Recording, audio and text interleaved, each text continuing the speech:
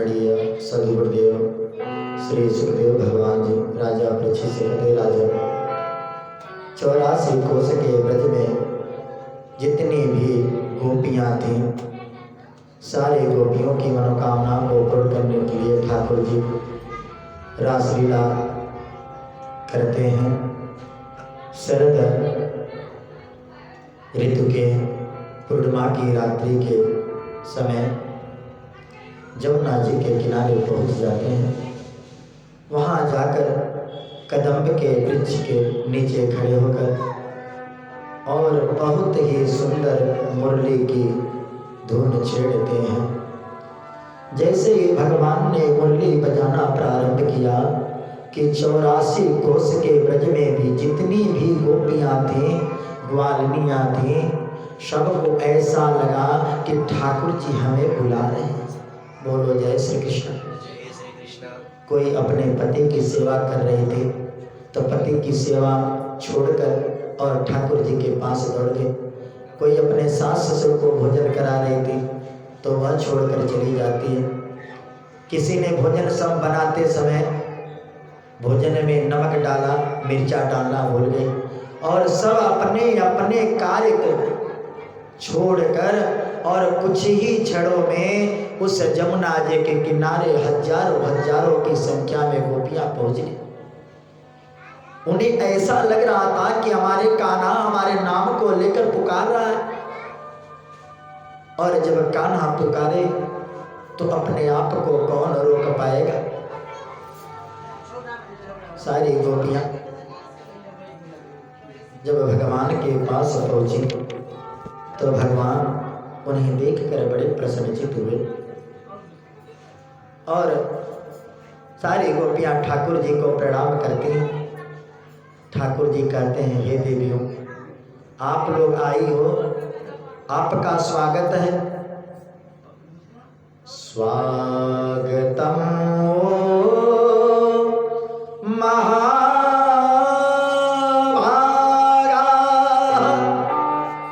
प्रियम की करवाणि वा ब्रजस्यानामया क्वचित् भूतागमने कारणा। हे देवियों, आप सभी लोग आए, आपका स्वागत है। लेकिन आप बतावें, रात्रि के वेला में इस जमुना जी के किनारे क्यों आई हो? सारी गोपियां हक बक हो गई। नाम लेकर मुरली बजाता है, मुरली बजाते समय हमें पुकारता है, और जब हम इसके पास जाते हैं तो पूछता है कि प्रियम किम करवाणि वा, क्यों आई हो, बताओ। भगवान ने कहा कि माताएं बहन बेटियों को रात्रि के वेला में अकारण इधर उधर घूमना निंदनीय माना जाता है। बहुत आवश्यक कार्य हो तो फिर उसे तो करना ही पड़ता है, लेकिन बिना किसी कार्य के अनावश्यक घूमना समाज में निंदनीय माना गया है। क्योंकि माताएं बहन बेटियां घर की प्रतिष्ठा होती है, घर की इज्जत होती है। सारी गोपियों से जब भगवान ने पूछा, गोपियां कुछ बोल नहीं पा रही हैं, अपने सर को नीचे झुका लेती हैं और अपने दाहिने पैर के अंगूठे से माता धरती को कुदेरने लगती, और मन ही मन सोच रही कि देखो तो हमें बुलाया और पूछ रहा है कि प्रियम क्यों करवाणी हो। भगवान ने कहा, आप लोग क्यों जवाब नहीं दे रही हो? लेकिन गोपियां कुछ कह नहीं रही हैं। तब भगवान ने कहा, मैं आप लोगों को एक दृष्टांत बता रहा हूं। किसी नगर में पति और पत्नी रहते थे। दोनों आपस में एक दूसरे को बड़ा ही प्रेम करते थे। पत्नी अपने पति को हर प्रकार से सेवा करते हुए प्रसन्नचित रखती थी। अब धन के अभाव धीरे धीरे होने लगा। धन कमाने हेतु उसका पति दूसरे नगर में जाने के लिए तैयार हो गया। अपने नगर में उसकी कमाई हो नहीं पा रही थी। वह पत्नी कहने लगी कि हे प्राणनाथ, जब आप हमें छोड़कर जा रहे हो तो जब तक आप दूसरे नगर में धन कमाने हेतु निवास करोगे तब तक मैं किसकी सेवा करूंगी। मैं तो पति सेवा से वंचित हो जाऊंगी ना। उस पति ने कहा कि हे देवी, आप चिंता मत करो। यहाँ स्पर्श करा कर, यहाँ स्पर्श करा कर। पति ने कहा कि हे देवी, आप चिंता मत करो, मैं अपने मिट्टी की मूर्ति बनाकर तुम्हें दे रहा हूं, और जब तक मैं दूसरे नगर से धन कमाकर वापस न आऊं तब तक इसे ही तुम असली पति मानकर और इसकी सेवा करते रहना। पति देव दूसरे नगर को चले गए। काफी समय व्यतीत हुआ। अब यह पत्नी उसी मिट्टी के बनी हुई पति की मूर्ति को सेवा करती थी, नहलाती धुलाती खिलाती पिलाती। जब कुछ समय व्यतीत हुआ, असली पति धन कमाकर घर वापस आए। उस समय पत्नी उस मिट्टी की मूर्ति की सेवा कर रही थी, और इधर असली पति आ गए, दरवाजा खटखटाने लगे। भगवान श्री कृष्ण जी ने कहा कि हे गोपियों, अब आप बताओ कि उस देवी को क्या करना चाहिए? उस मिट्टी के बने हुई पति की मूर्ति की सेवा करे अथवा दौड़कर दरवाजा खोले कि उसका असली पति आ गया? गोपियां मुस्कुराने लगी। हे प्रभु, आपने तो अपने प्रश्नों का उत्तर अपने दृष्टांत में ही दे दिया कि जब आप जैसा पर ब्रह्म हमारा असली पति मिल जाए तो इन नकली पतियों की आवश्यकता क्या है? अरे पति तो उसे बनाओ जिसका साथ कभी ना छूटे।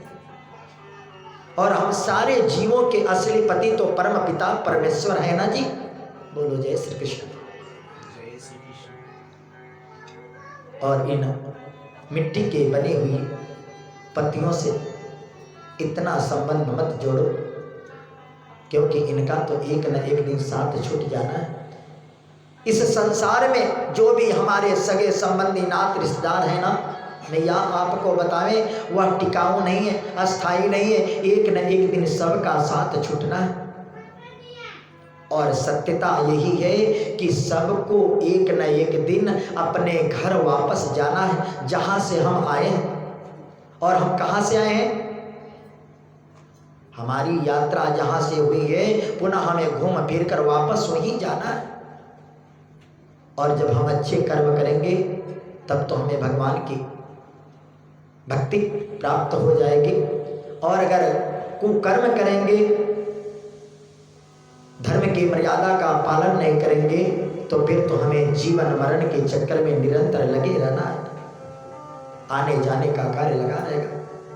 अब सारी गोपियों को लेकर भगवान रासलीला प्रारंभ करते हैं। जितनी गोपियां थी, परम बंदनी भगवान सुखदेव जी कहते कि राजन, जितनी गोपियां हैं भगवान उतने रूप बना लिए।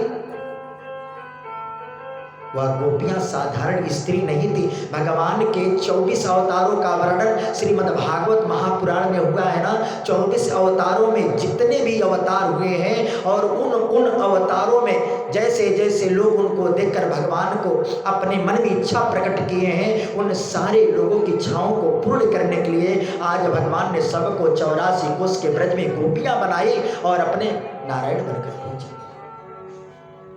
जब भगवान बलि के यहां जा रहे थे, दैत्य कन्याएं भगवान को देखकर मोहित हो गई और उन्हें कोई पत्नी बनाना चाह रहे थे, कोई पुत्र बनाना चाह रहा था। भगवान सबकी मनोकामनाओं को पूर्ण करने के लिए वैसे वैसे रूप धारण करते। जब राम जी का वनवास हो रहा था, राम जी जिस नगर से वन को जा रहे थे, जितने नगर पड़े थे, नगर की नारियां जो भगवान को पति के रूप में देखना चाहती थी, भगवान ने कहा द्वापर युग में आना, तुम्हारी मनोकामना पूर्ण करूंगा। राम जी का जब वनवास हुआ, जंगल में जितने भी संत महात्मा मिले, सारे संत महात्मा की मनोकामनाओं को पूर्ण करने के लिए भगवान ने कहा कि द्वापर युग में आना। जब मत्स्य रूप धारण किए थे, कच्छप रूप धारण किए थे, तो मत्स्य कन्याएं भगवान को देख कर रीझ गए, कच्छप कन्याएं भगवान को देख कर रीझ गए, और सारे लोगों को भगवान ने द्वापर युग में गोपी के रूप में प्रकट किया। और सारे लोगों के साथ रासलीला प्रारंभ करते हैं। जितनी गोपियां थी भगवान ने उतने अपने रूप बनाए और उतने रूप बनाकर रासलीला प्रारंभ करते। कोई भगवान की बाहों में है, भगवान उनके बाहों में है। इधर कामदेव अपनी विशाल सेना के साथ भगवान को पराजित करने के लिए आया, क्योंकि त्रेता युग में भगवान राम एक पत्नी के साथ पूरा जीवन व्यतीत किए थे ना, तो कामदेव राम जी से पराजित हो गया। भगवान राम ने कहा कि कामदेव तुम लज्जित मत हो, मैं तुम्हें भरपूर मौका दूंगा, पूरा समय दूंगा, तुम द्वापर युग में आना। और भगवान नृत्य करना प्रारंभ कर देते हैं। लेकिन जैसे ही नृत्य करना प्रारंभ किए, रासलीला प्रारंभ किए, गोपियों के मन में अहंकार हो गया, ओहो देखो मैं कितनी सुंदर हूँ, तभी तो भगवान नारायण केवल मुझसे प्रेम करते हो, मेरे साथ रासलीला कर रहे हैं, नृत्य कर रहे हैं। लेकिन गोपियों को यह मालूम नहीं था कि जितनी संख्या उनकी है भगवान भी उतनी ही रूप बना लिए थे। उनके मन में अहंकार आया, और अहंकार तो भगवान का भोजन होता है ना जी। भगवान उनको छोड़कर अदृश्य हो गए मैया राधा रानी को लेकर। राधा रानी आगे गई, कहने लगी हे प्रभु मैं चल नहीं पा रही, मैं भी थक गई हूँ। श्री ठाकुर जी उनको भी छोड़कर चले गए। सारी गोपियां, जैसे ही भगवान ने अपने रूप को अदृश्य किया, सारी गोपियां व्याकुल हो गई। जैसे मछली को जल से बाहर निकाल दिया जाए तो वह तड़प उठती है ना, ठीक उसी प्रकार गोपियां भी तड़प गई। अब भगवान को ढूंढते हुए उस रात्रि काल में बन बन विचरण कर रही है, जमुना जी के किनारे विचरण कर रही है, कंकरीले पथरीले मार्गों से ठाकुर जी कहकर उन्हें ढूंढ रही है। आगे पहुंचती है तो मैया राधा रानी देवी आपको भी छोड़कर ठाकुर जी चले गए। मैया राधा रानी ने कहा कि जो तुम लोगों के मन में भाव प्रकट हुआ था, मेरे मन में भी वही भाव प्रकट हुआ। और ठाकुर जी तो सबके मन की बात को जानते हैं ना जी। अब सारी गोपियां और मैया राधा रानी सभी लोग मिलजुल कर भगवान को रात्रि काल में ढूंढ रही है। गोपियों ने विरह में ऐसा स्तवन किया जिसे गोपी गीत के नाम से जाना जाता है। आपको बताएं, जो भी भक्तगण हैं, जो भी माताएं बहनें, कितना भी बड़ा से बड़ा दुख पड़े, बड़ा से बड़ा विपत्तियां पड़े, अगर इस गोपी गीत का श्रद्धा पूर्वक समर्पण पूर्वक स्तवन करे तो भगवान उसकी मनोकामनाओं को अवश्य पूर्ण करते हैं। जयति तेधिका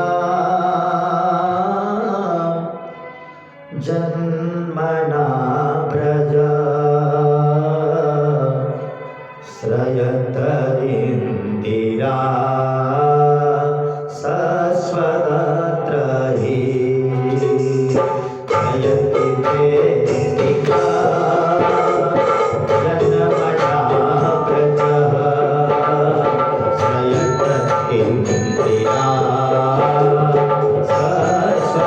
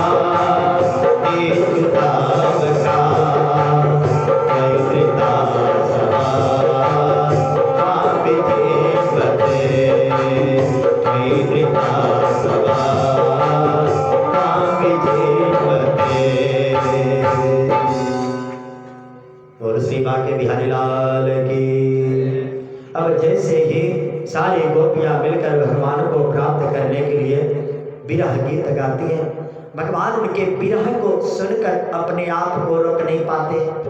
आपको बतावे मैया, अगर हम दुखी होकर और अंतरात्मा से ठाकुर जी को पुकारे तो ठाकुर जी कहीं भी रहेंगे, आपके समक्ष उनको प्रकट होना पड़ता है। इसीलिए तो किसी ने बड़ा सुंदर गाया है कि भगत के बस में है भगवान। भगवान सदैव भक्तों के बस में रहते हैं। उन गोपियों के मध्य में श्री ठाकुर जी प्रकट हो जाते हैं। अब ठाकुर जी को देखकर सारी गोपियां प्रसन्नचित हो गए। इधर जितने देवता थे, सारे देवताओं की देवियां वो भी सज धज कर तैयार होकर उस रासलीला में सम्मिलित होने के लिए आ रही हैं।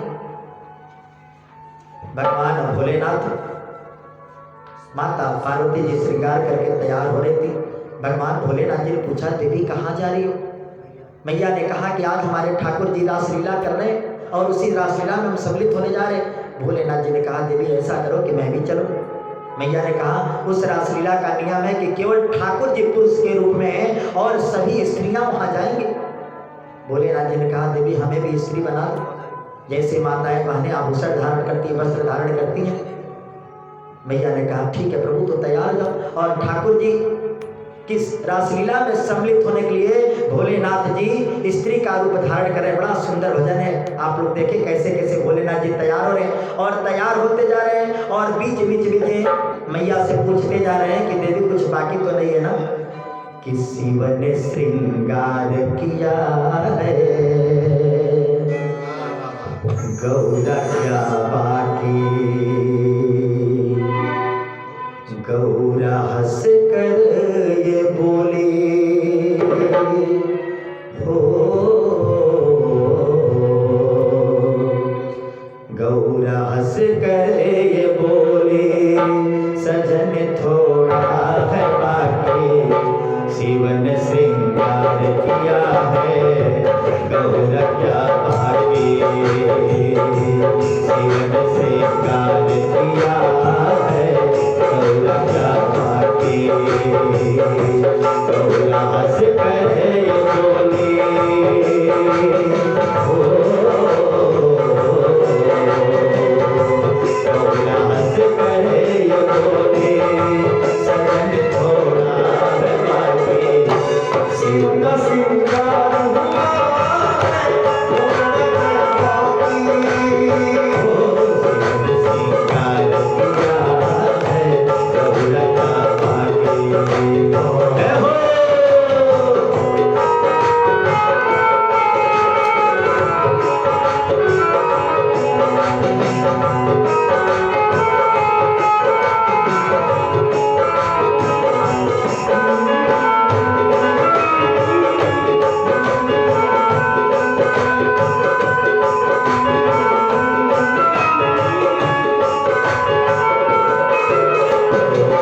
सिर में है मांगत बिंदी, कान में पहिने वाली, लगा के आंखन कजरा, होठ पे लगी है लाली। सिर में है मांगत बिंदी, कान में पहिने वाली, लगा है आंख में कजरा, होठ पे लगी है लाली, लगा है आंख में कजरा, होठ पे लगी है लाली। नाक में पहिने नथुनी,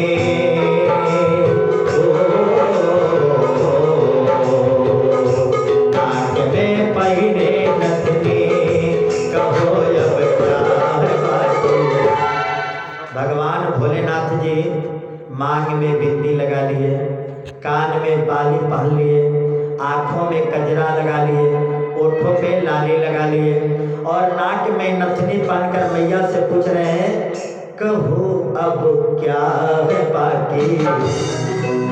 तो मैया क्या कर रही है कि सजन बिछुआ है बाकी, सजन बिछुआ है बाकी, सजन बिछुआ है बाकी, शिव ने श्रृंगार किया है, गौरा क्या बाकी? शिव ने श्रृंगार किया है, गौरा क्या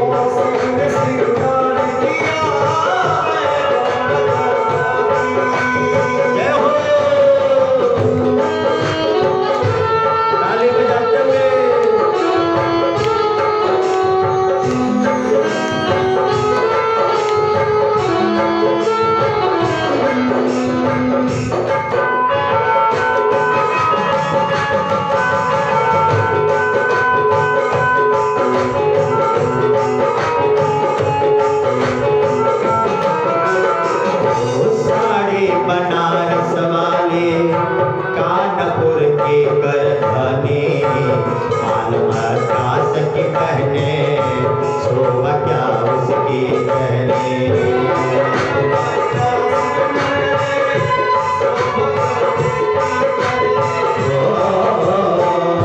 साड़ी बनारस वाली कानपुर की कर धनी माल मद्रास का पहने शोभा क्या उसकी कहने।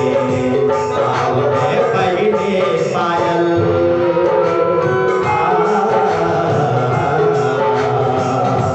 पाँव में पहने पायल कहो अब क्या भोलेनाथ जी। बनारस वाली साड़ी मैया बड़ा प्रसिद्ध होता है ना, तो बनारस वाली साड़ी भोलेनाथ जी धारण कर लिए। कानपुर की करधनी प्रसिद्ध होती है, कानपुर की करधनी भी धारण कर लिए। माला मद्रास का प्रसिद्ध है, माला धारण कर लिए। और ऐसे सुंदर लग रहे हैं कि भोलेनाथ जी की शोभा बखानी नहीं जा रही है। और पाँव में पायल पहनकर और मैया से पूछ रहे हैं कहो अब क्या है बाकी। तो मैया क्या करेंगे, सजन चूड़ी है बाकी, सजन चूड़ी है बाकी,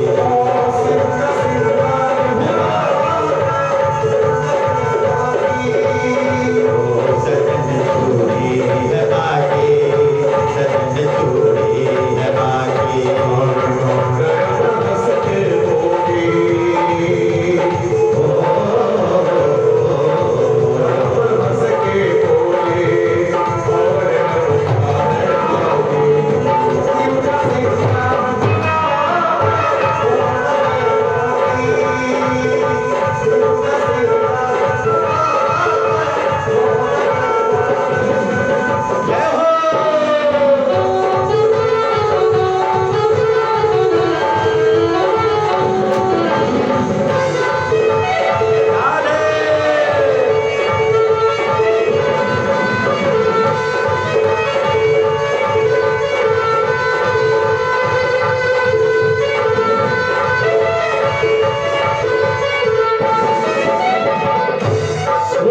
श्रृंगार किया है, ब्रज में प्रस्थान किया है, साड़ी का सीधा पल्ला शोभा क्या इसकी कहने। सोलह श्रृंगार किया है, ब्रज में प्रस्थान किया है, साड़ी का सीधा पल्ला शोभा क्या इसकी कहने।